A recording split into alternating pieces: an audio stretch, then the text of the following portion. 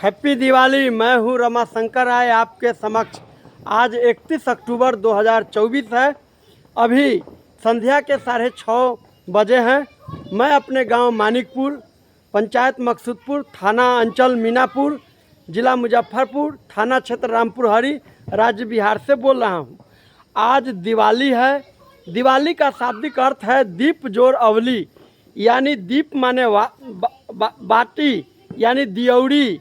दियौड़ी को यानी दीप को पंक्ति रूप सजाने को दीपावली कहते हैं।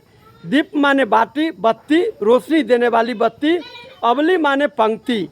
पंक्तिबद्ध दीपों को सजाने की प्रक्रिया को दीपावली कहते हैं। जैसे आप देखिए, यहाँ पर दीप सजे हुए हैं पंक्तिबद्ध, यहाँ पर दीप सजे हुए हैं पंक्तिबद्ध, वहाँ पर दीप सजे हुए हैं पंक्तिबद्ध। इसीलिए इसका फेमस नाम दीपावली हो गया। अब आते हैं ऐतिहासिक परिप्रेक्ष्य में। दीपोत्सव यानी दिवाली सही तथ्यों में, सही मायनों में क्यों मनाया जाने जा रहा भारतवर्ष में। भारतवर्ष के लोग जब विदेश में भी जब बसे या विदेश में बसने के बाद भी अपने फेस्टिवल, अपने उत्सव को साथ ले गए, वो वहाँ भी मनाए।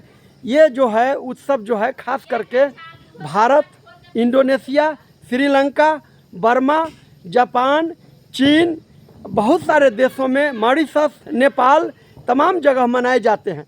इसके जो महत्वपूर्ण घटना है, जब सिद्धार्थ ज्ञान प्राप्त करके बुद्ध बन गए, बुद्धिस्ट को प्राप्त कर रहे हैं यानी ज्ञान को प्राप्त करके अपने गांव लंबे अरसे के बाद, राजा प्रसेनजीत के वो सुपुत्र थे और राजकुमार थे।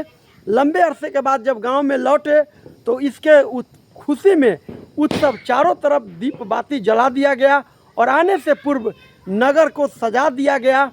सजाने के क्रम में आपको बताएं कि घर आंगन की सफाई किया गया, और अच्छे अच्छे पकवान, मीठे पकवान बनाए गए और राजकुमार का स्वागत किया गया।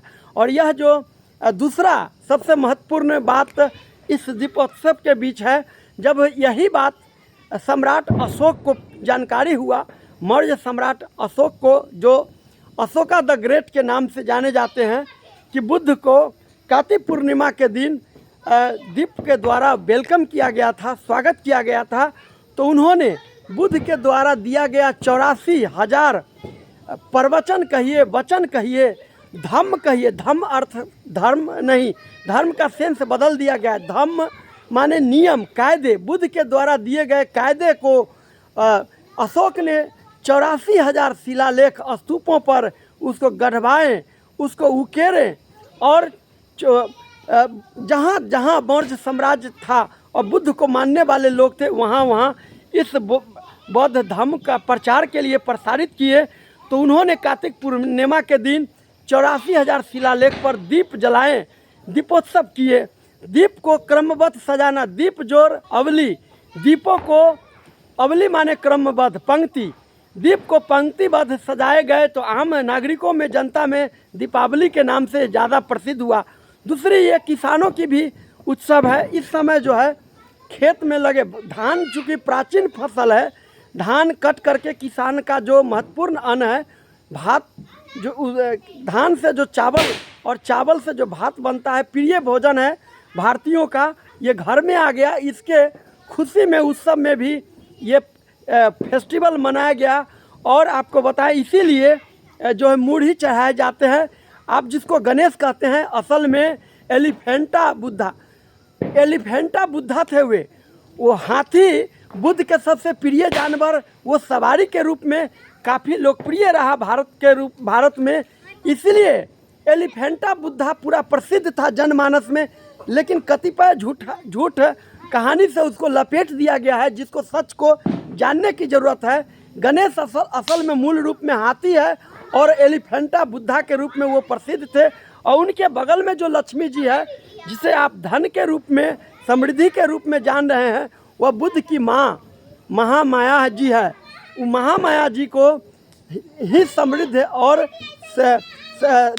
नारी शक्ति के रूप में, यानी धन के रूप में, यानी ऐसी माताएं जो घर को संभार सजा के रखती है और पूरे को अच्छे परिवार के रूप में, परिवार के मेढ़ के रूप में कायम करती है, वैसे माँ का ये पुत्रोत्सव है। जो लक्ष्मी जिसको आप कहते हैं विष्णु के पत्नी, असल में ये बात नहीं है। असल में बुद्ध की माँ जो महामाया जी है उनका उत्सव मनाया जाता है। तो चलिए, इन बहुत सारी बातें हैं। आज के दिन में हम लोग इस फेस्टिवल को पूरे उत्साह से मनाते हैं और पूरे जनमानस के, पूरे देश में, पूरे भारत और दुनिया में ये फेस्टिवल बुद्ध के कारण, चूँकि भारत के कण कण में जहाँ भी धरती उकेरते हैं बुद्ध ही बुद्ध दिखाई देता है, तो इसलिए ये काफ़ी लोकप्रिय है। बच्चे जो हैं नए कपड़े पहन करके काफ़ी उत्सव मना रहे हैं। ये आप देख सकते हैं, मैं अपने दरवाजे पर बुद्ध की प्रतिमा के नज़दीक दीपों को जलाया हूँ और इसके ऊपर गुलाब के फूल को सजाया हूँ। ये आज मेरे लिए बड़ी खुशी की विषय ये भी है कि प्रथम बार 2024 में, चूँकि इसी साल 22 मार्च को मैंने अपने इस नवनिर्मित बिल्डिंग का शुभारंभ किया और आज यहाँ पर बिल्डिंग है। ये ठीक इससे पहले 2023 में यह नहीं था और ये अभी निर्मित, अर्धनिर्मित अवस्था में है, धीरे धीरे बनेंगे। देखिए बच्चे लोग काफ़ी खुशी है, फुलझड़ियाँ छोड़ रही है ये सब। हैप्पी दिवाली।